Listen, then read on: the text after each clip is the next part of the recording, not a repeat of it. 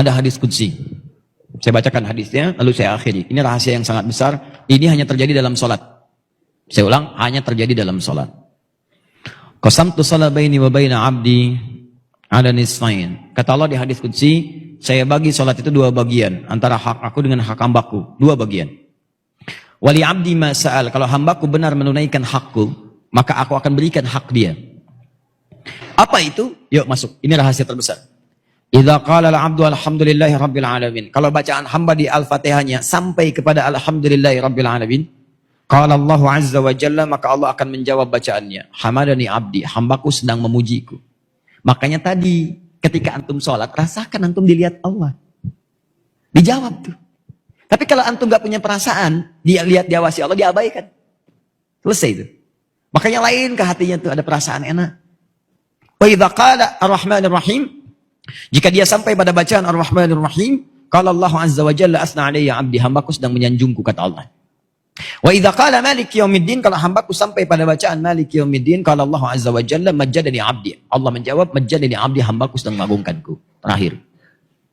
Wa idza qala al-abdu, kalau hamba sampai pada bacaan iyyaka na'budu wa iyyaka nasta'in, ya Allah, sekarang ini kami sedang ibadah, salat.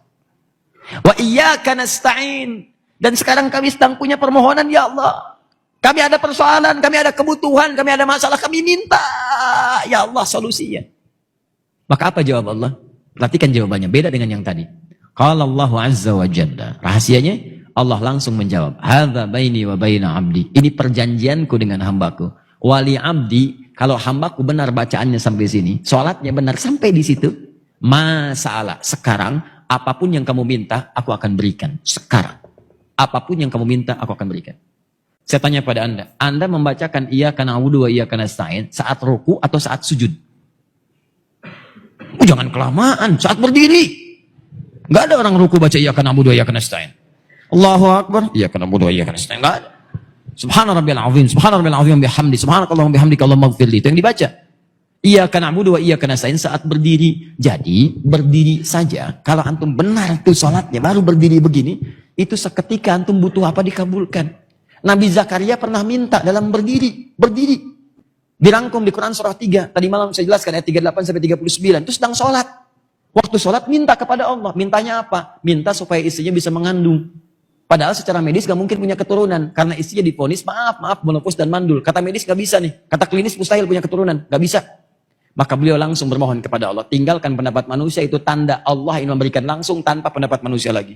Maka beliau sholat. Dalam sholatnya minta kepada Allah. Hunalika da'a Zakaria Rabbah. Diabadikan di Quran. Di mihrab itu Nabi Zakaria bermohon kepada Rabb. Qala Rabbi habli min ladunka dzurriyyatan thayyibah innaka sami'ud du'a. Ya Allah, mereka mengatakan aku gak mungkin punya keturunan. Istriku punya keterbatasan. Karena itu saya mohon darimu saja ya Allah. Engkau pasti mengabulkan doa hamba. Ya Allah, pengabulanmu tidak terbatas. Kalau pada yang tidak terbatas pemberiannya tidak mengabulkan, kepada siapa lagi hamba mesti memohon? Engkau pasti mendengar doa hamba. Kalau pada yang maha mendengar tidak mengabulkan, kepada siapa lagi hamba mesti panjatkan? Itu sedang berdiri. Berdiri bahasa Arabnya qaimun, sedang sholat, yusolli, baru selesai doanya. Turun malaikat, langsung nyampaikan. Ayat 39-nya. Quran surah 3 ayat 39. Fanadatsul malaikatu wa huwa qaimun yusolli fil mihrab. Annallaha yubashshiruka bi Yahya. Tiba-tiba turun malaikat, nih dijelaskan pentingnya ini. Sedangkan beliau masih berdiri dalam sholatnya. Turun jawaban, Allah mengabulkan, memberi kabar gembira, istrimu akan mengandung, melahirkan, punya anak, namanya langsung dari Allah Yahya, sosok yang hidup, yang mustahil menurut manusia. Bayi terlahir dari rahim seorang perempuan yang menopause dan mandul, kata Allah, gak ada yang mustahil bagiku, jadi dan hidup dia. Kapan dipanjatkan? Berdiri. Dalam apa? Sholat. Nabi Zakaria sholat dalam berdiri, minta dikabulkan. Umat Nabi Muhammad, nabinya spesial, orangnya hebat, luar biasa, umatnya juga luar biasa. Dulu umat Nabi dulu lihat nabinya belum tentu beriman. Umat Nabi Muhammad gak lihat nabi masih beriman. Kurang apa lagi? Nabi Musa itu banyak umatnya. Kelihatan nabinya ada gak beriman juga. Dibebaskan dari Firaun. Firaunnya ditenggelamin, tenggelam sampai ke bawah tuh. Begitu bebas dari lautan itu, Firaunnya sudah wafat, sudah selesai seketika. Musa, tolong dong cariin Tuhan lain.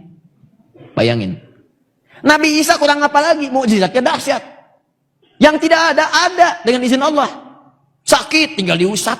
Orang ke dokter ini diusap. Nabi Isa sakit mata, usap melihat. Nabi Isa kolera, usap lihat. Nabi Isa, Nabi Isa itu usap, tinggal usap. Dokter bangkrut lah pada saat itu. Ya. Usap, yakin.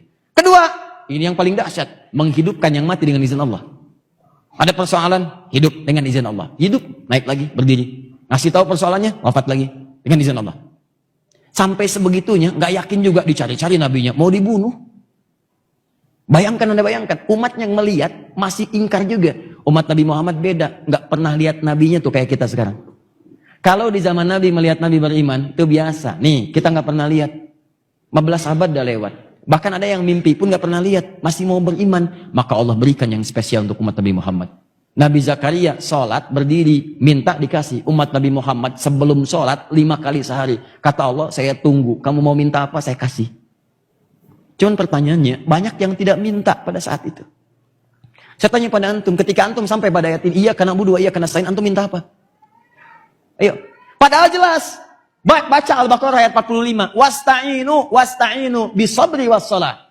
Kalau kamu punya masalah, minta kepada Allah solusinya. Bisabri, terima dengan sabar. Wassalah, saat sholat minta. Wasta'inu, perintah. Cara mintanya nasta'in. Kapan kalimat nasta'in itu muncul? Dalam berdiri. Iyyaka na'budu, ya Allah sekarang kami sholat. Kata engkau kalau punya masalah, lakukan sholat. Sekarang kami sholat. Wa iyyaka nasta'in. Kata engkau wasta'inu. Sekarang kami nasta'in. Sekarang kami minta. Kata Allah, ya kalau bagus sholatmu sekarang, minta. Apapun yang kamu minta, aku kabulkan. Pertanyaan saya, ini rahasia besar. Berapa di antara kita yang pernah minta dalam posisi seperti itu? Nah sekarang Ustaz, kalau kami ingin bermohon kepada Allah, ingin meminta. Minta ya Allah, minta. Bagaimana caranya? Apakah langsung kita ucapkan? Ataukah kita sirkan dalam hati kita permohonannya? Ataukah kita pilih ada isyarat ayat-ayat lain yang kalau dibacakan, Allah kabulkan? Ada rahasia besar. Yang kalau antum bacakan satu kalimat ini, apapun yang antum butuhkan akan dikabulkan seketika. Ketika antum butuhkan itu. Apa bacaan itu?